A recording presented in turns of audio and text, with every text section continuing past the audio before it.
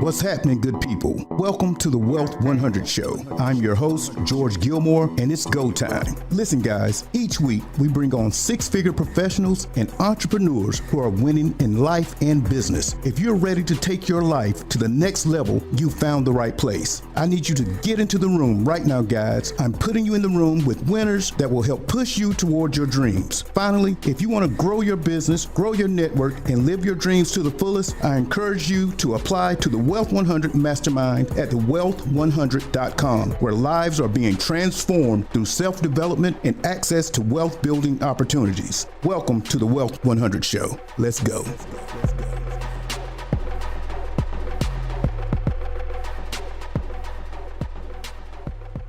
Yo, what's going on, guys? Welcome to the Wealth 100 Show. I am your host, Mr. George Gilmore. We got a special guest, not in the building today, but we're doing this via Zoom. Mr. Davonte Lee of Birmingham, Alabama. My guy is a real estate investor, real estate developer, owner of Sunbelt Development, and a franchise investor. What's going on, Mr. Lee? Man, I'm like some of the old folks used to say it down in the South. I couldn't give a cripple crab a crutch, baby. Oh, but, my God. Hey, but we still alive, we still moving, so that's all that matters, right? I have never heard. That's got to be an Alabama statement. I have never heard that one, my friend. Yeah, you got to understand where I come from. Everything that we do is gonna come with a saying, right? Oh, my God. That just implies that don't ask me for nothing. I might have it, but you can't have none of it. I love my people, boy. We come up with some stuff. What's going on, bro? How you doing, sir? Man, I'm good, man. Life is good. You know, I'm excited to be on. Thank you for the opportunity to kind of come and just have a conversation with you. You know how me and you get. So there you go. We always thinking, we always coming together, just trying to make it happen. Listen, guys. People always say, everybody you introduce, you say, that's your friend. Davonte Lee is a friend. He's a friend. Met Davonte in 2018, and we've been rocking ever since. Since a real estate conference, a multifamily real estate conference. Yes, sir. I think you were 24 when I met you? Yeah. He's still a baby, guys. 30 years old now. Yeah, he's 30 now. Oh, you see them gray hairs right there. I can't hide it no more. Listen, man. What's going on, man? I'm glad you're here. We're going to talk a little bit about some real estate and some other things that you're involved in right now. I want you to kind of introduce yourself and tell the people about who you are. Yeah, sure. So my name is Davonte Lee, like was said. I got my foot in the door by wholesaling real estate a long time ago, closer towards the time where I was 22 or 23 years old. So I started off just kind of contract signing, getting my feet wet. I went up under a mentor, and to be transparent with you, I had really no inclination or no want to really kind of be in the real estate world. What happened was I was coaching football. I started off coaching high school football as a volunteer and started to work my way up to college football. But while I was in high school football, I had a mentor that took me under his wing by the name of Antonio Denmark here in the city of Birmingham. Mm-hmm. And the thing about him was he was real big in the tax deed area at a certain point, right? So he would go to the courthouse and buy them at the auction, and I caught him really on his grind up, right, on his way up. And he'd be around, and I remember just seeing vividly like he had a whole bunch of keys. Mm-hmm. And I thought to myself, I'm like, man, like that's just so cool. Like I remember he would fumble through his keys trying to get to one of his houses, and I could just remember being around my parents, and I'm like, well, we had two keys, one for my mama, one for my daddy, but this man got like 70 keys. So he knows something that I don't know. I got you. But I got up under his tutelage for a while and just kind of started to see how he moved. And it led into what I am today, man. So if I hadn't have been around him, I always told myself that I was going to be a HBCU head coach by the age of 30. It didn't work out that way. But, I'm still grateful for the way that it's been, man, and where I'm at. So I've started to venture more so into the real estate development field, focusing more so on the low-income housing tax credit. That's my main bread and butter. And just the growth, like you said, I'm starting to venture into Smoothie King and getting into the multi-unit brand ownership and multi-unit franchise ownership area of my business. So leaps and bounds came from just the inclination of just seeing a man with 70 keys, man. So now I got my own keychain, and it's not about the keys because I get lost every time I go to a unit, but it's what it signifies and what it represents. So Guys, are you listening to this? Davonte is 30 years old. He's getting real heavy in the real estate space. We'll get into it a little deeper. And he's also in the process of purchasing Smoothie King franchises in the Alabama market right Yeah, now. That's crazy at yeah, 30 years yeah, old. Most people aren't thinking about that, bro. Do you understand how far ahead of the game you are? yeah. That's crazy. Look, let's take me back to Yeah, Birmingham. I'm blessed.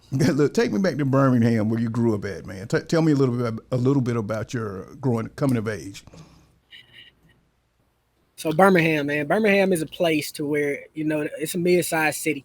But for those of you who aren't familiar with Birmingham, we're real, real big as far as when it comes to the South, just civil rights, Civil rights, right? absolutely. So basically, you could consider Birmingham the cradle of civil rights, right?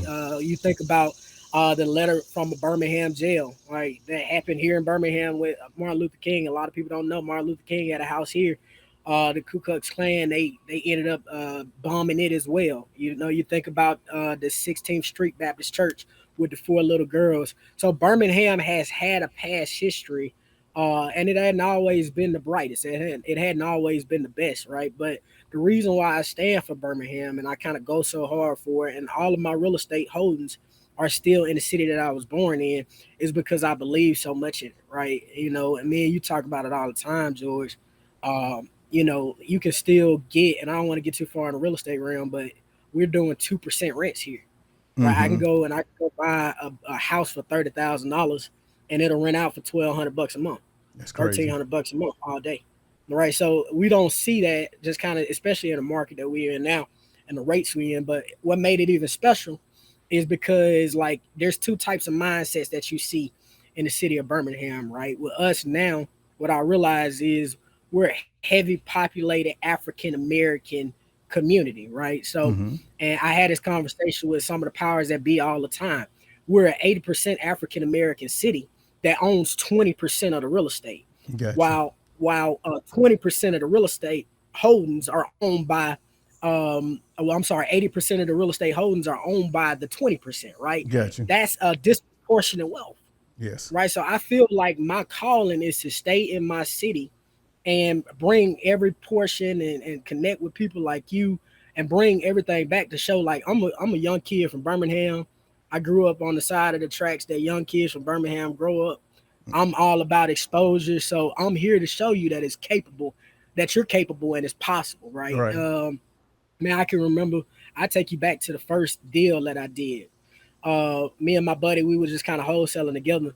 And he was like, if you want to get the deal done, he was high on himself, right? He was like, he Mm-hmm. had made $500. I ain't made no money yet. And he just thought he was the man, right? So my fire, I'm pumped up in my mind. I'm like, nah, we're gonna have to beat this cat.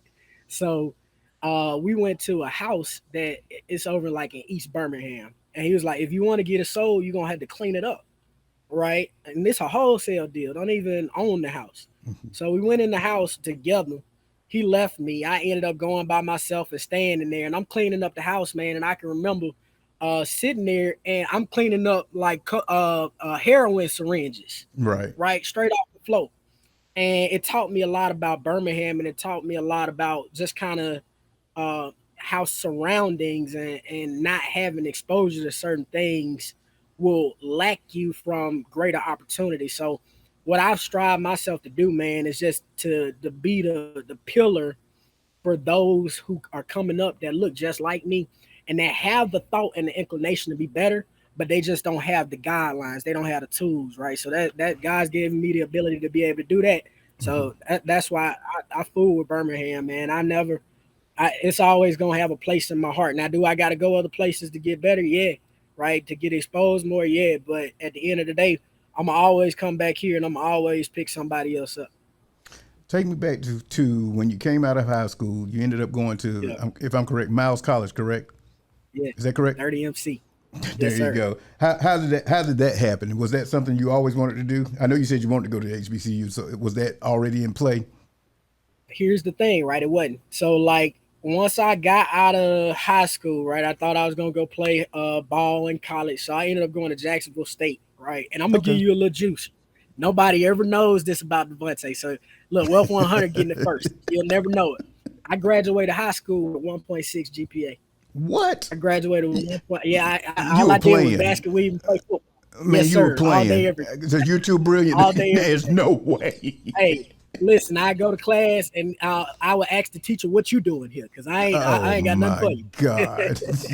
But I graduated with a 1.6 GPA from the high school that I went to. But I still thought I was gonna play football. All I knew was college football. So I ended up going to Jacksonville State. I went the walk on weight. Needless to say, it didn't work out the way I wanted it to. My brother ended up passing away during the time from bone cancer, Wow. and I was done with school, bro. I was done with school. I was done with the thought of it. I like my motivation at that point. I watched my brother pass away at 21 years old, right? Mm, And like slowly, just kind of pretty much, he started to just decline. His health mhm, started to decline, and to go from a superhero in my mind, right, to the point to where I'm literally seeing him pass away in front of me. It really affected me. So I looked at my mom and I'm like, "Hey, mom, I ain't going back." Plain and mhm. simple. So I started working at McAllister's for a while as a manager, and you're gonna see how this all started Uh, adding up with franchise, franchise, I hear right? you. But I started working at McAllister's as a manager, right? They saw my leadership capabilities way before I did, right? And it's funny how things are put in your path to get you ready in the future. But anyway, I ended up finding Miles, and Miles is open door policy, right? And I went up to the admissions. I told them a little bit about myself, where I came from, and what I was trying to do. I just had this feeling that I needed to finish. So they treated me like family and opened their doors right away. It's nothing like a HBCU. That's why I'm a big proponent of Hmm. HBCUs and help, because like when you need it, they're there. I can remember going into the admissions office and they know my name. It's always that old lady that treats you like she your mama. She like, Exactly. what you gonna do with that refund check? But so like Miles was really my savior, Got you. right? Miles helped me out so much. Even when I thought I was going the coaching route, I ended up getting a student assistant job with the football team, and it turned into a GA job, right? So Mm. like they opened my doors, gave me a place to stay for free.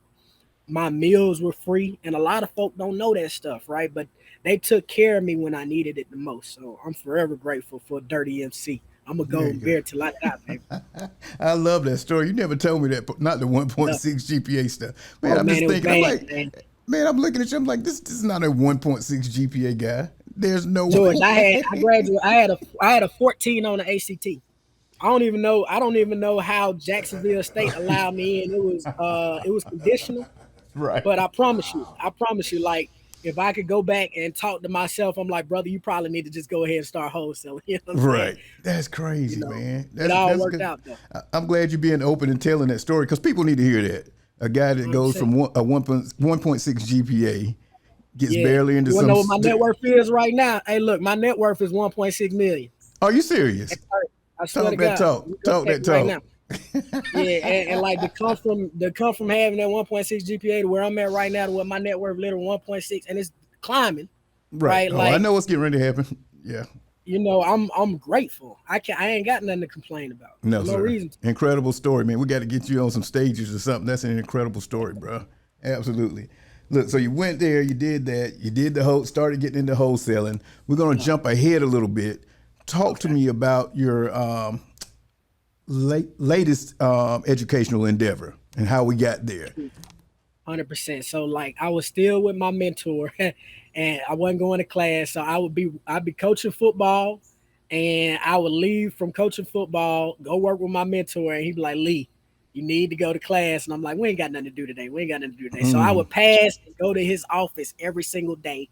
And it was downtown, and there's this place called the Auburn Design Studio. hmm. And I've always had this thought in my mind that I wanted to build and own buildings, right? I'm just a big thinker. So whatever we think on a small level, I'm gonna always gratify it. I'm gonna always like explode it, make it larger.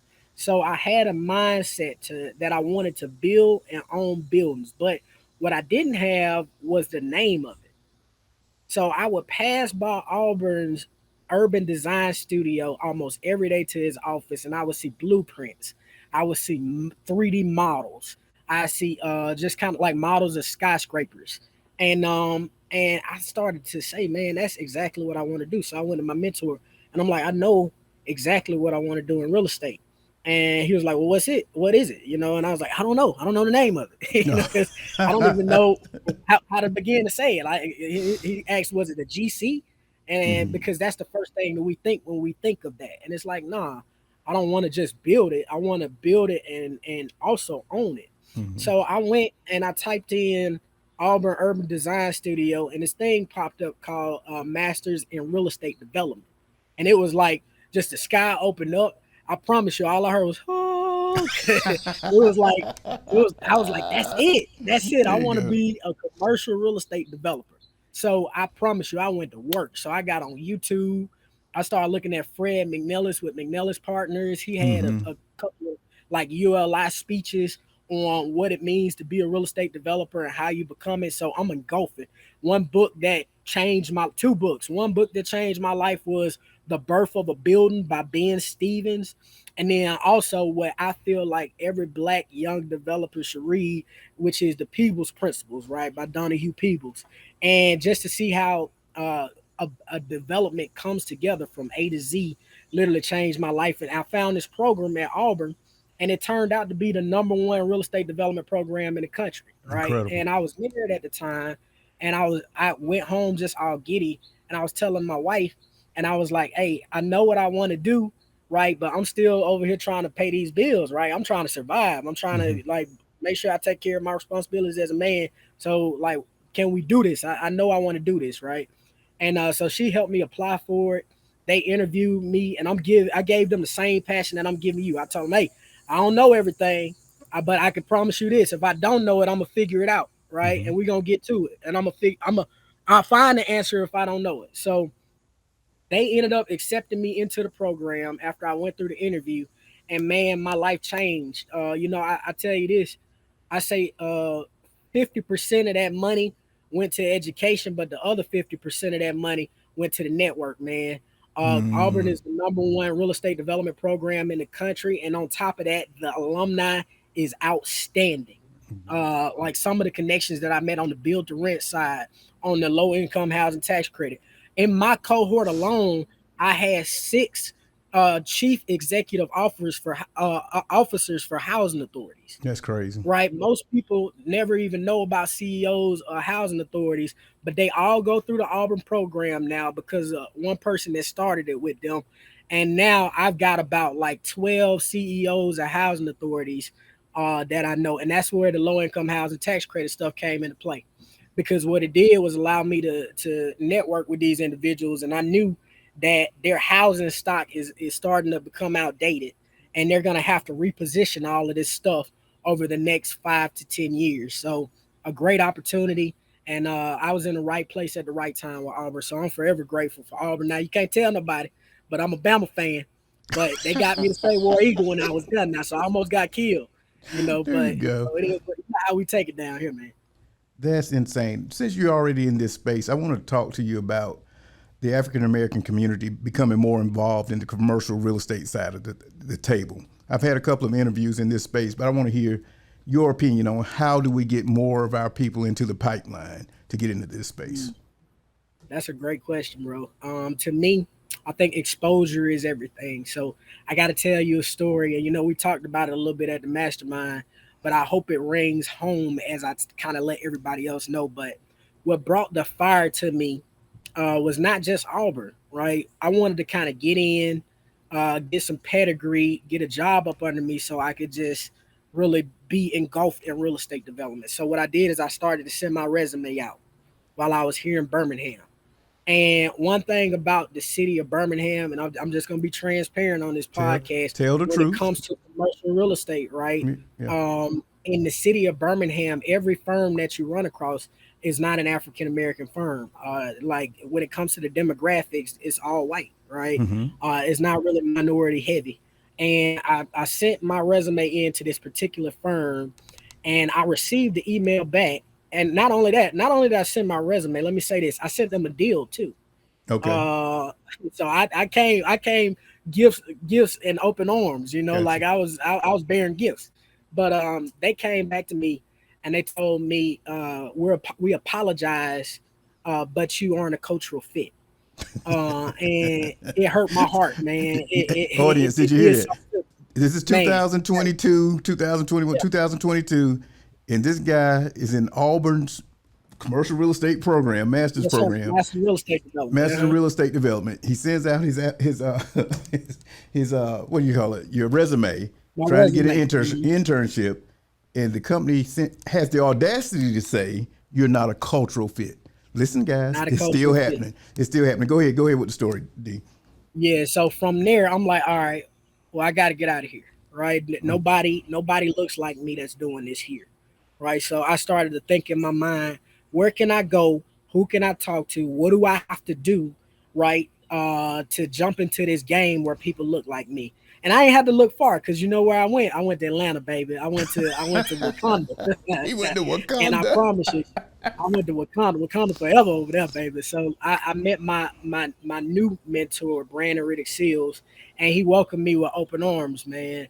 And I want to say that story because what it did was it taught me exposure. I started to see, man, we were working on a 14-story office building, adaptive reuse in downtown Atlanta, in prime downtown Atlanta, in the Mm-hmm. central business district, right? And it's a $32 million deal, and I never forget.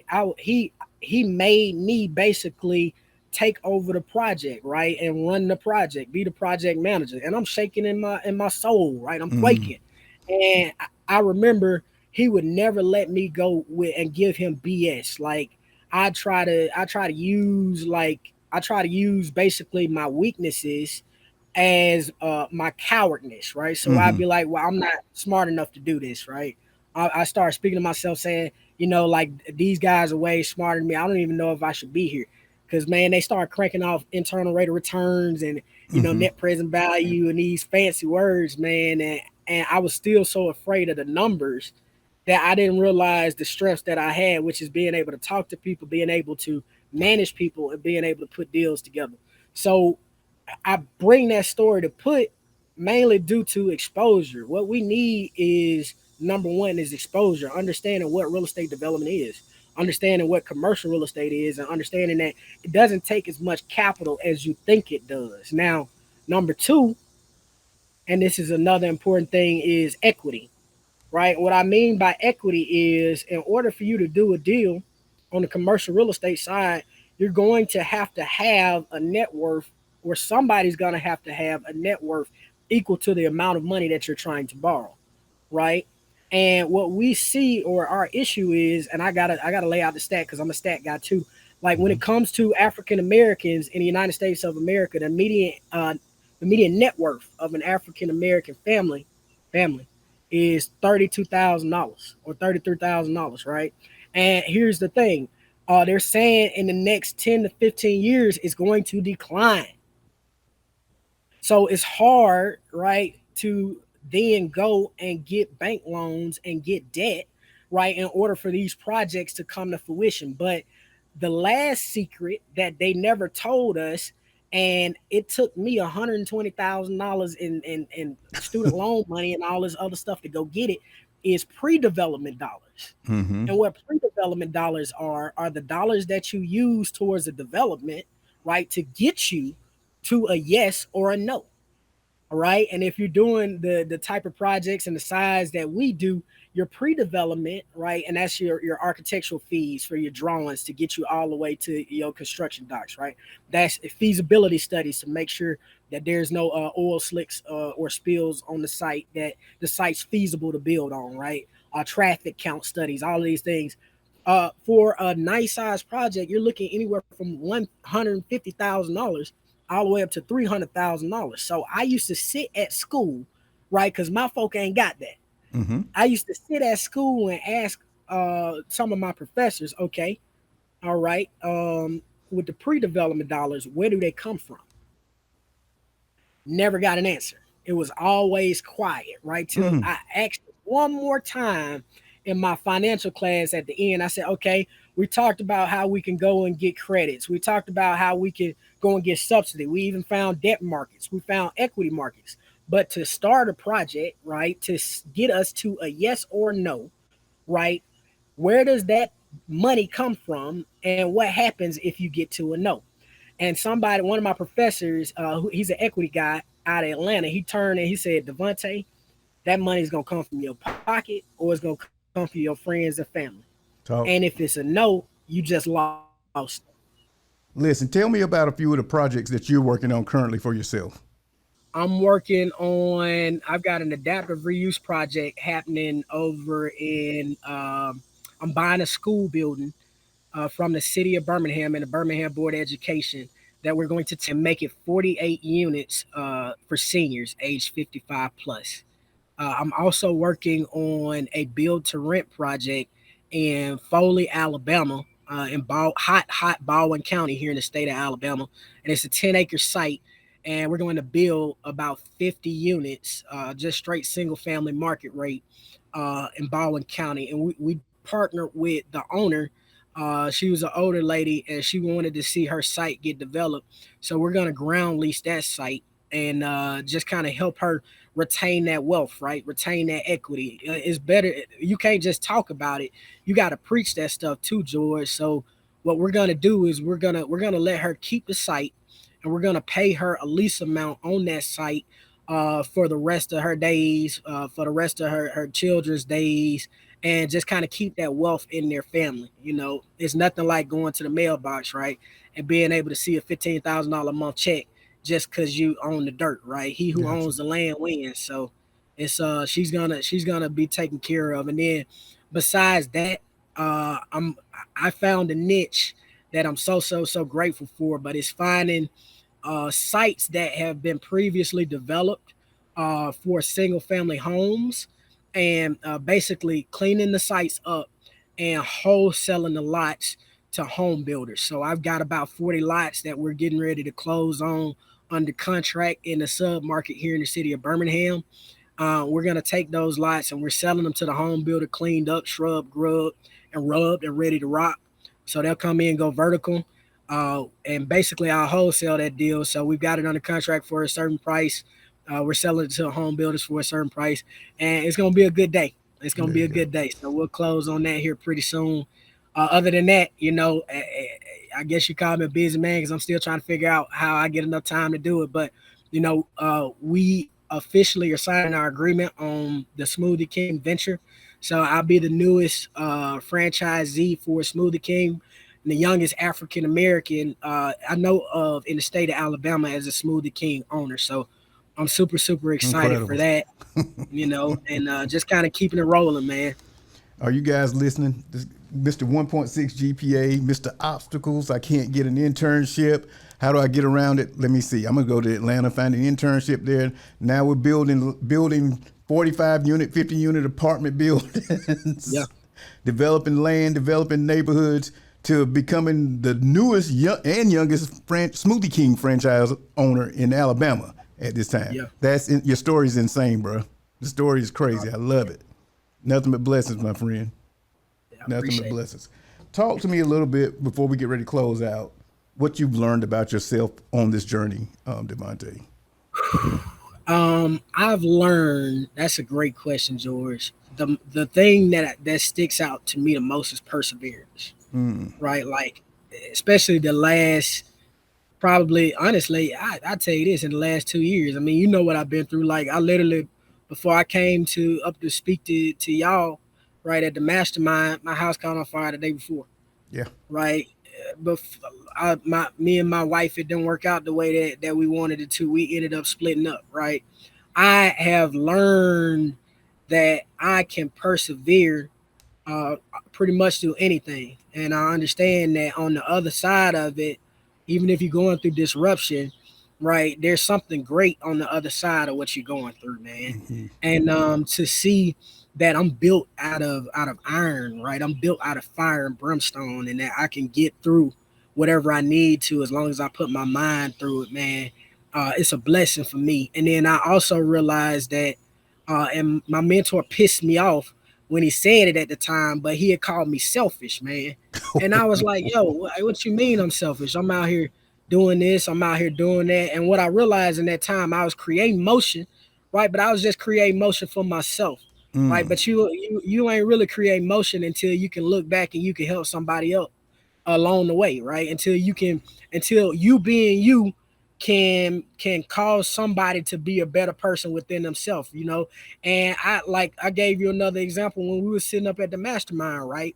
I could have easily been selfish and not gave myself or who I was to y'all Right. and not help somebody in the way that I could, but I'm not gonna reap anything from that. So I've learned in the last 2 years to really kind of focus on giving away as much as I can, helping as many people as I can, because I know that it's gonna come back to me tenfold, right? So to get out of my selfishness and get into my selflessness and really be a servant, right? So I'm a humble servant, right? But at the same time, I also know I'm a dog too, so I'm gonna keep that up too.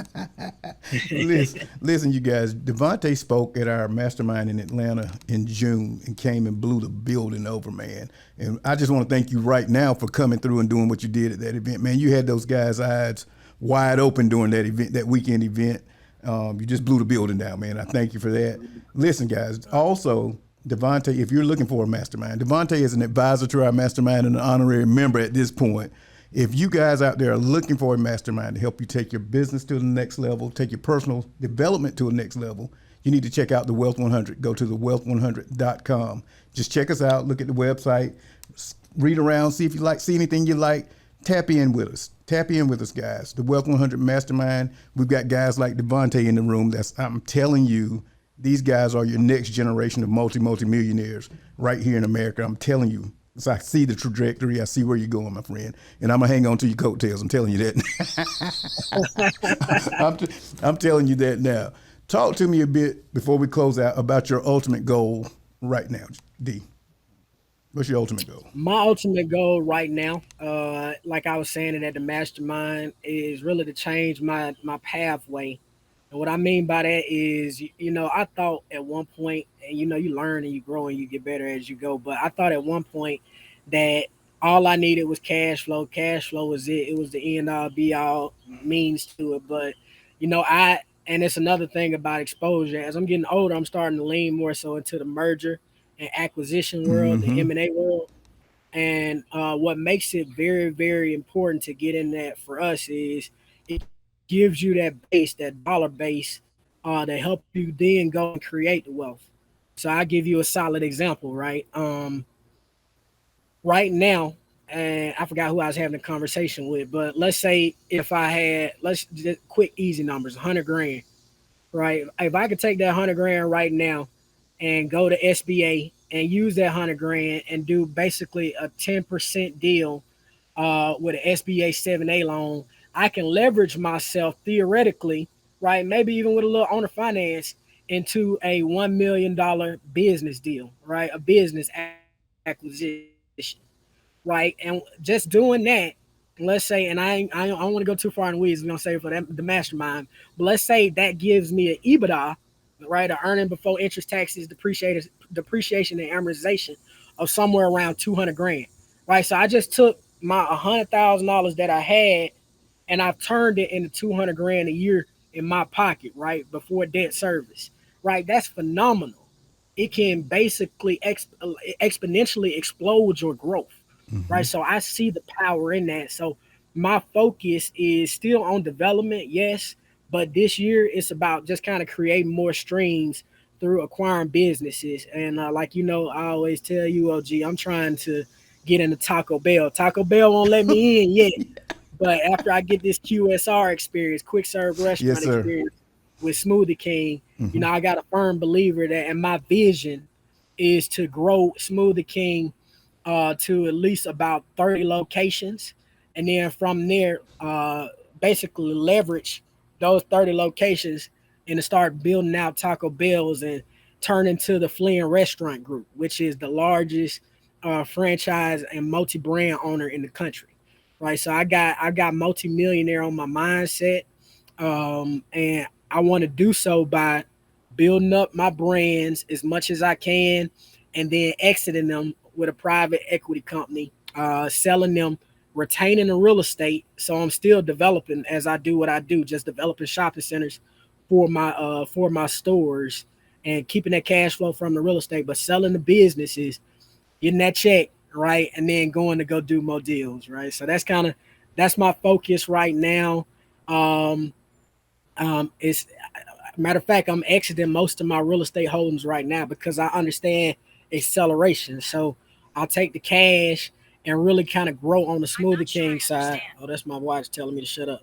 But grow on the Smoothie King side and then eventually exit those and continuously look for more ventures, maybe even get into venture capital once I do have the means to do so, because that's where all of the growth happens, right? So really just, somebody said it best, George. We talk about legacy and we preach legacy all the time. And yeah, you can go and you can have 300, 400 units and that could be a legacy. But wouldn't a legacy be great also if you leave your family with $300 to $400 million? Incredible. Absolutely, my friend. That's what I'm on, man. That's what I'm on. That's what y'all listen, man. We're gonna go ahead and shut down for the day. But I wish you were in this building because we probably will go for about 2 hours. I know. Yeah. You coming back the next time though you will be in the seat right here, sir. Let's make it happen. Listen, guys, you guys just had a master class in entrepreneurship, commercial real estate development, franchising, venture capital. This guy's dropping knowledge everywhere. I want you to tune in to Davonte. Find Mr. Davonte Lee on social media. Are you still there, D? Yeah, I'm still here. Tell them where they can find you at on social. Yeah, you can find me on Facebook. It's pretty simple. My page is Davonte Lee. Look me up on LinkedIn. It's the same, Davonte Lee. You can find me on Instagram. My Instagram is __ Davonte. Those are the main platforms that I'm on right now. Listen, D, I'm going to close out right now. I want to thank everybody for tuning in to the Wealth 100 Mastermind. We want to thank Mr. Davonte Lee for checking in and dropping all that science on you guys today. We'll see you later. Peace. Thank you for tuning in to the Wealth 100 Show. Today's show has been sponsored by the Wealth 100 Mastermind. If you're ready to join a tribe of winners, if you want to be a part of the best mastermind on the planet, go to thewealth100.com right now and apply. I need you to get into the room right now, guys. Let's go. Thewealth100.com.